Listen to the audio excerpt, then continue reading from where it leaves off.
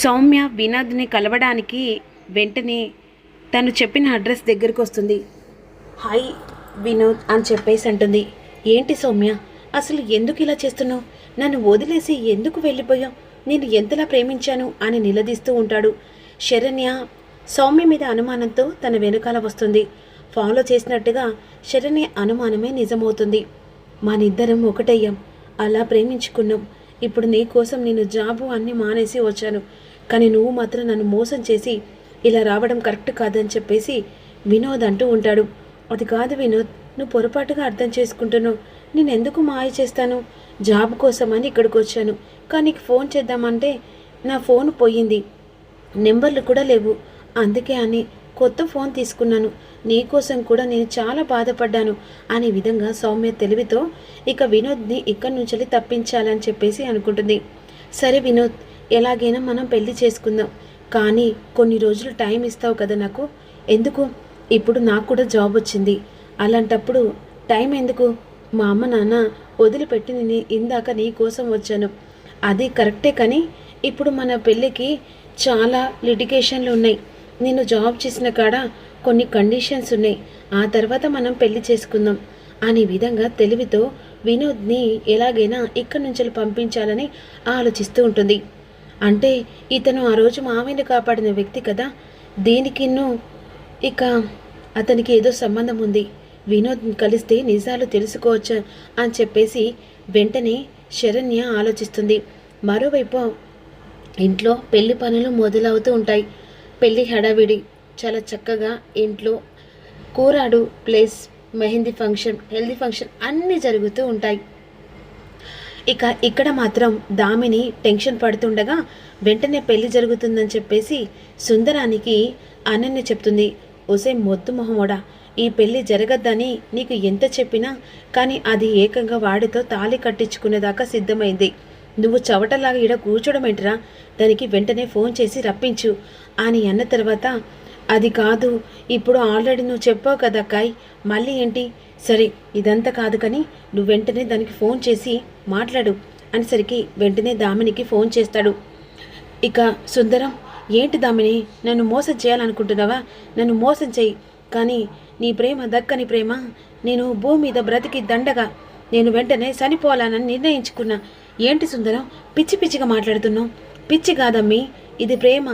నేను మోసం చేసింది నిజమే, తప్పొప్పుకున్నాను కదా. అలా చెప్పేసి ఏకంగా నువ్వు తప్పు చేస్తున్నావు, నా ప్రేమను నువ్వు ధిక్కరిస్తున్నావు. అందుకని నువ్వు లేని జీవితం నాకు అక్కర్లేదు. అమ్మీ ఇదిగో, కావాలంటే వీడియో కాల్ చేస్తాను చూడు అని వీడియో కాల్ చేస్తాడు. ఆ టైంలో వెంటనే విషం బాటిల్ పట్టుకున్నట్టు నాటకమాడి, ఇదిగో అమ్మీ ఈ వీడియో కాల్ చూడు, నేను విషం తాగుతున్నాను. ఈరోజు ఇక నా చావుకు ఇక ఎవరు కారణం కాదు. నన్ను ప్రేమించిన అమ్మాయి మోసం చేసి ఇంకో అతన్ని పెళ్లి చేసుకుంటున్నది. సుందరం అలా అనకు, ఎలాగైనా సరే మన ఇద్దరం పెళ్లి చేసుకుందాం. కానీ ఎట్టా అమ్మి, చెప్తున్నాను కదా, ఇక నువ్వు వాళ్ళు చావడానికి ఇలాంటి ప్రేమ నాకు దొరకది అని అనేసరికి ఎట్టయినా సరే ఈ పెళ్ళి ఆపే ప్రయత్నం నీ చేతిలో ఉందమ్మి. ఫోన్ పెట్టేస్తా ఉండదు. అక్క ఎలా ఉంది నా పర్ఫార్మెన్స్? ఇరగదీసావురా.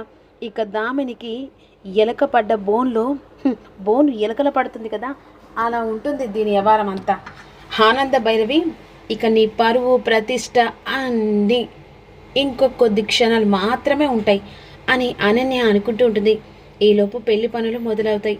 ఇంట్లో పెళ్లి కూతుర్ని ఆనంద భైరవి తన చేతులతో చేయమని లీలావతి చెప్తుంది.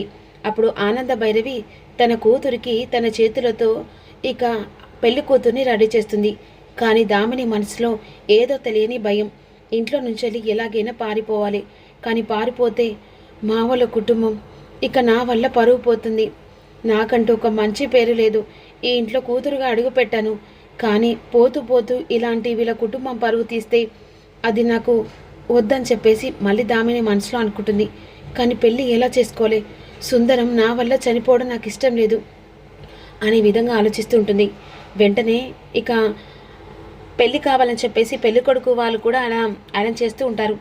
అదే సమయానికి ఆచార ప్రకారంగా అన్నీ అలా జరిగిపోవాలి కదా.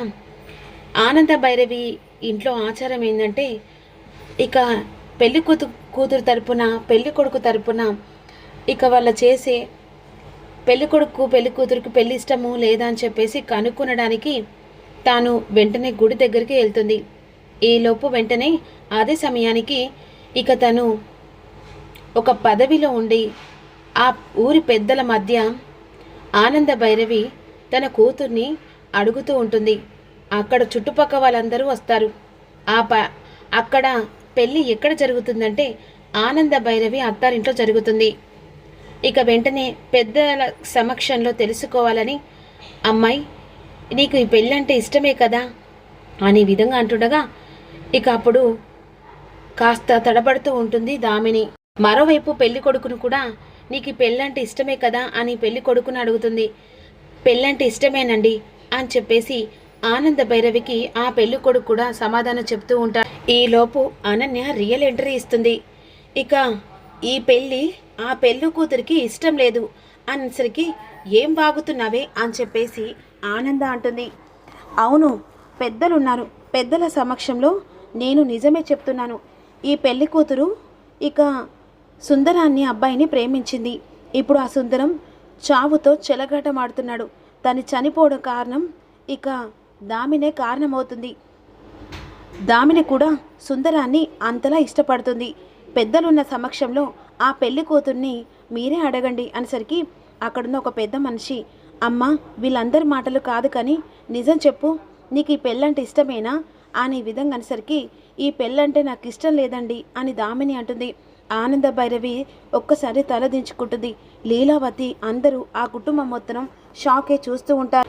ఈలోపు ఏంటి ఆనంద భైరవి గారు, మీకంటూ ఒక కుటుంబంలో పేరు హోదా అన్నీ ఉన్నాయి, కానీ అమ్మాయి మనసులో ఏముందో తెలుసుకోరా అని అంటుండగా, ఏంటండి ఆనంద భైరవి గారు, మేము కట్నం కూడా అడగలేదు.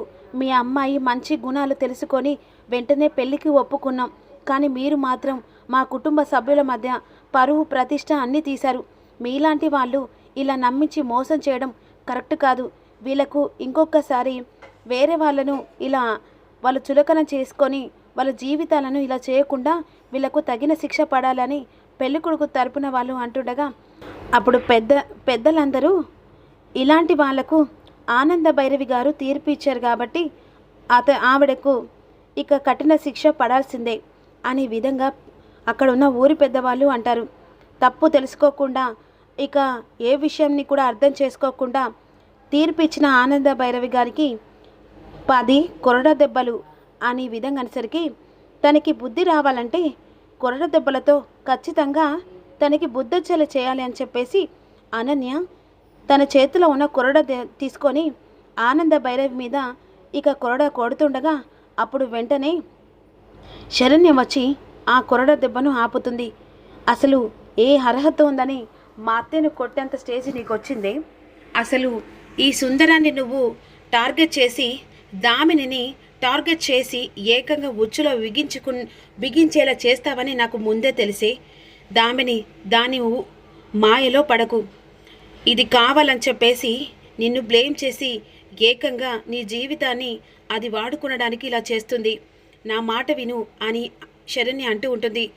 అదేంటి దామిని, పెళ్లి చేసుకొని 10 మంది ముంగట నిజం చెప్పకుండా లేనిపోని నిందలు పడేలా చేస్తున్నావు. ఈరోజు నువ్వు వట్టి మనిషివి కాదు, ప్రెగ్నెన్స్తో ఉన్న విషయం మీ ఇంట్లో వాళ్ళకు చెప్పావనేసరికి అందరూ షాకింగ్గా చూస్తూ ఉంటారు.